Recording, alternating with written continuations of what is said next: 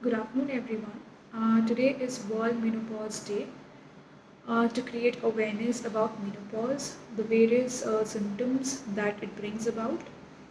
So, menopause is a permanent cessation of menses continuously up to 1 year. Before the menopause begins, there is a period of perimenopause which can occur for 2 to 3 years before embarking onto menopause.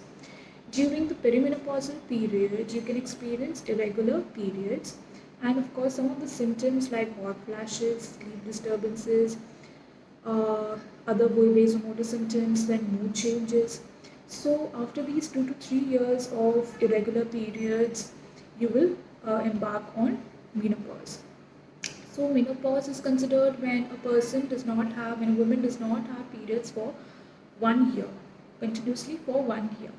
So, why is it important? Why do we need to know about menopause?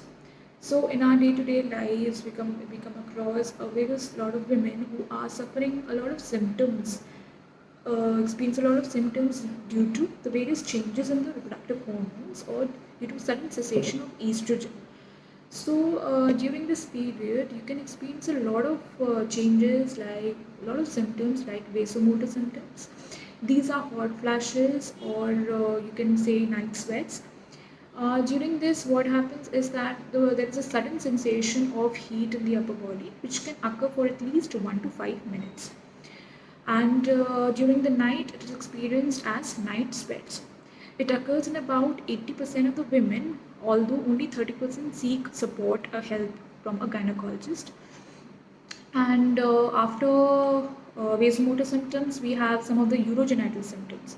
Urogenital symptoms are very common, where a woman experiences vaginal itching, vaginal dryness, vaginal atrophy, and sometimes urinary leakage on cuffing. So, after the vasomotor symptoms, urogenital symptoms, there are other cognitive disturbances as well, where there can be dementia, can be memory loss, or it can be in the form of psychological symptoms like depression, anxiety. Also, a woman becomes more prone to fragility fractures due to osteopenia or osteoporosis. We know that estrogen is very essential to maintaining a good bone health. During the deficiency of estrogen, we experience woman becomes more prone to bone fractures. So we need a proper screening for that.